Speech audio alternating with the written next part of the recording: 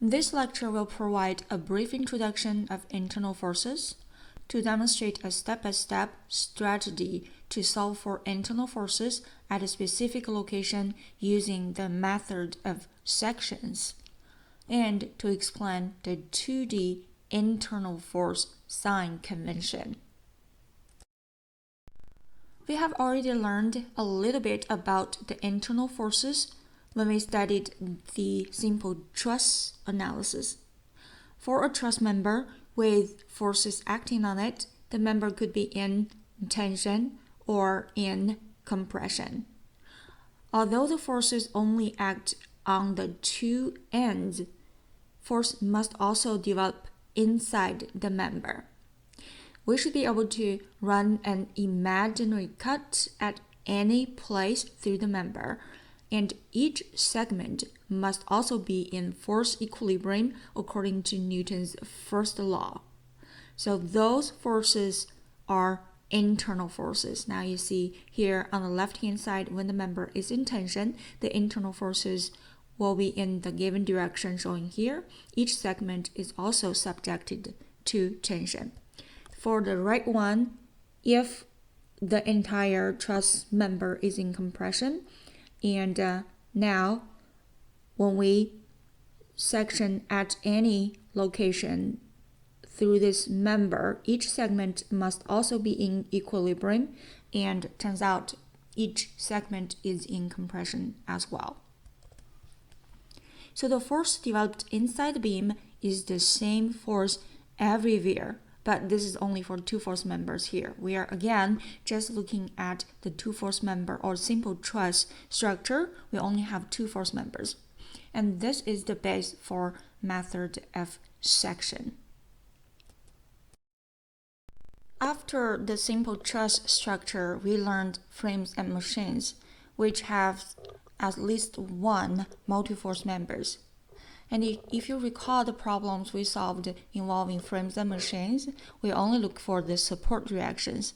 In this example, we solved for the support reactions at fixed support A, at pin B, and at the support C.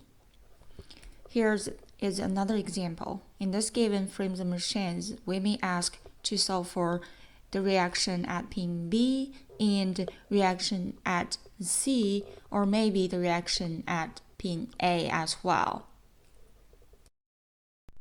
Now, in Chapter 7, in addition to solving for the support reactions, we will also solve for the internal forces at any location along the frame and machine. So why are we interested in internal forces? Because the design of any structural member requires finding the forces acting within the member to make sure the material can resist these loads. We don't want the members to fail under the loading. Let's use a general simple example to see how to find the internal forces. So determine the internal forces acting on the cross section at B of the cantilever beam. So let's do a general analysis. First of all, we know this point A is a fixed support. We know how to find the support at A. There will be 3 supports at A. To find the internal forces, so here the key word is internal forces at B. Recall that on the free body diagram, all the forces showing are external forces. So, in order to use the free body diagram and equations of equilibrium to find any forces, we need to make the forces external forces. Therefore, if we can first expose the internal forces at B as externals, then we can draw the free body diagram and apply the rigid body equilibrium analysis.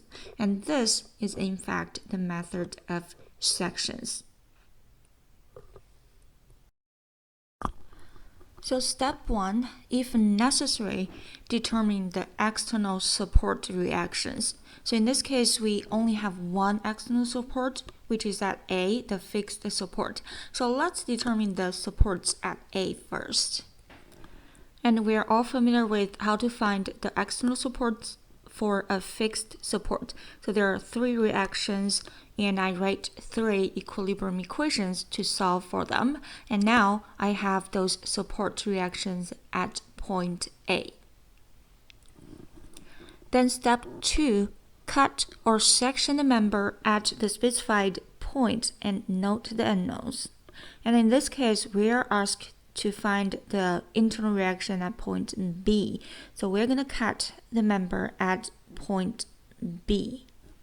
And to expose the internal forces as externals. So after I run a quick cut at point B, I have 2 segments, left and right. And now we need to specify what kinds of reactions we should draw at the cut. So let's look at the right segment. It is being held by the left segment, and it is not allowed to move horizontally, vertically, or rotate. That sounds just like a fixed support, isn't it? And in this class, we assume all members that we study are non-deformable. Therefore, any portion of any member can be considered to be held by an imaginary fixed support. So now if we look at the right segment again, it's held by the left segment. So the left segment acts like a fixed support. So there will be 3 support reactions. So I'm going to draw 3 support reactions on the right segment. So one is in the X direction. So I'm going to write the names here, and we're going to explain the names later.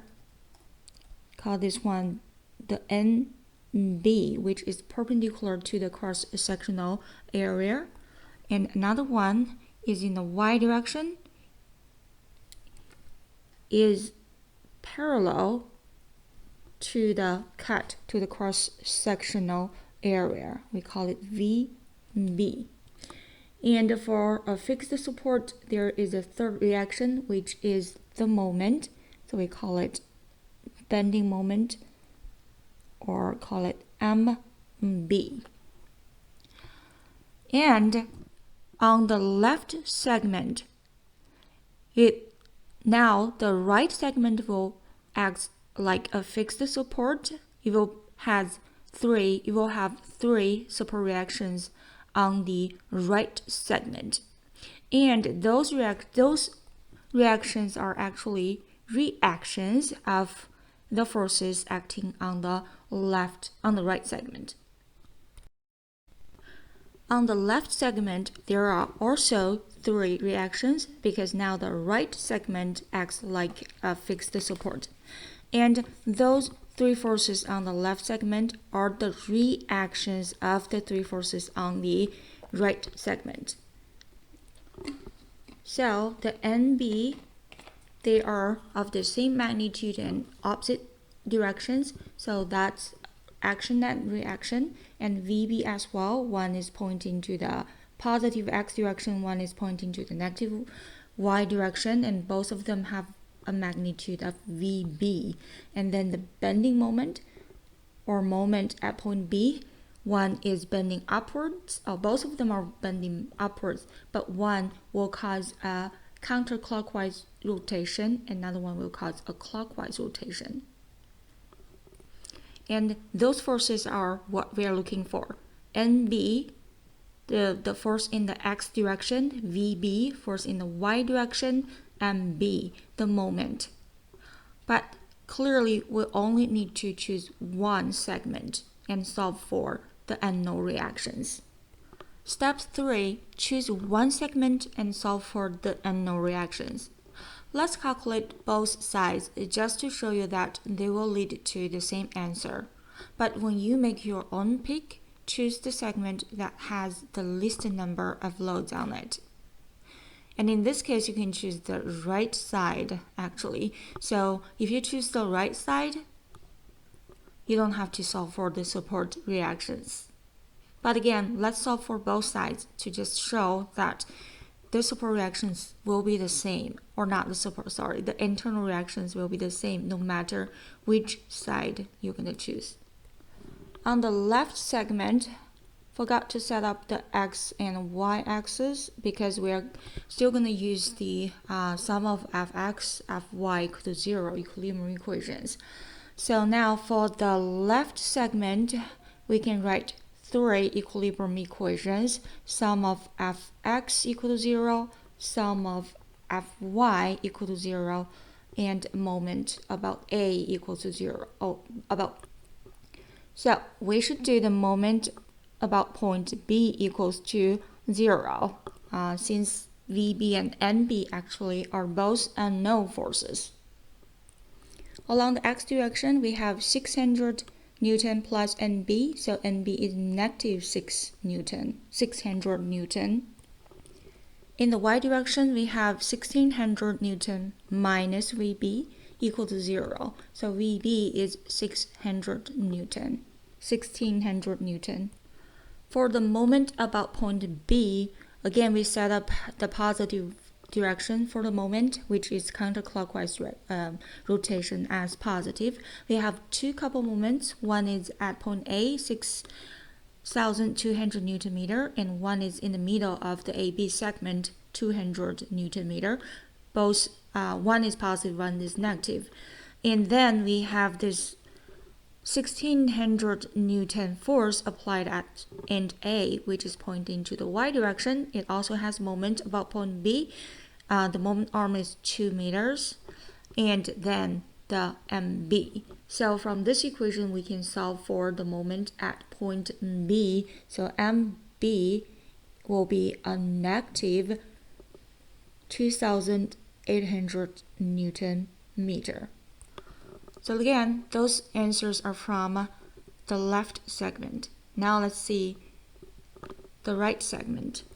So we will use the same x and y direction for the right segment and the similar equations for the right segment. One is fx equals to 0, fy equals to 0, and the moment about point B equals to 0. So here I have the sum of fx equal to 0, and I can solve for NB. Along the x direction, we only have two forces. One is NB, one is the force, the x component of the 1,000 Newton force applied at the end of this member, or in the middle of the member. Next equation is the sum of Fy equals to 0. In this direction, we have three forces, Vb 800 Newton and the y component of the 1,000 Newton force, and Vb is solved to be 1,600 Newton. And lastly, the moment about point B. Now point B is on the left end of the right segment. So again, it's very important for you to set up the positive direction for the moment. So all the forces, all the moment you have in this equation should follow your direction of this moment.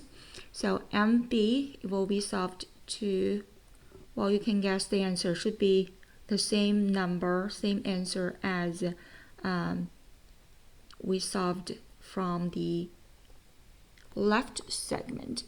So here are the numbers for the reactions or the internal reactions at point B. And when you check the answers, we can see the numbers are the same no matter which segment you choose.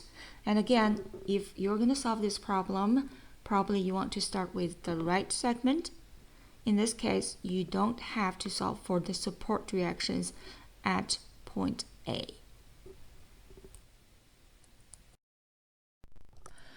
Now let's look at these names I just used on the free body diagram for the internal forces. In two-dimensional cases, typical internal loads are normal or axial forces. We use letter N. It's perpendicular to the cross-section of the member. And then we have the shear force V. It is always tangent to the cross section or acting along the surface. Bending moment M, it causes a bending tendency in the member. The loads on the left and right sides of the section at B are equal in magnitude, but opposite in direction, which we just observed. And this is because when the two sides are connected, the net loads are zero at the section, so they will cancel each other out. So here is another summary for the 2D internal loads. We have normal or axial force. We use letter N. It is normal or perpendicular to the cross section of the member. Shear force V is always tangent to the cross section. And bending moment M, it causes a bending tendency in the member. And all of the forces are vectors, so we need to know the direction of each force. Although you can define the positive directions of these internal forces whichever way you want. There are a set of sign conventions though. The purpose is for better communication between engineers, so other engineers can quickly interpret your calculation. So let's take a look at the sign convention. First of all, the normal force. So the normal force is considered to be positive if it is tensile.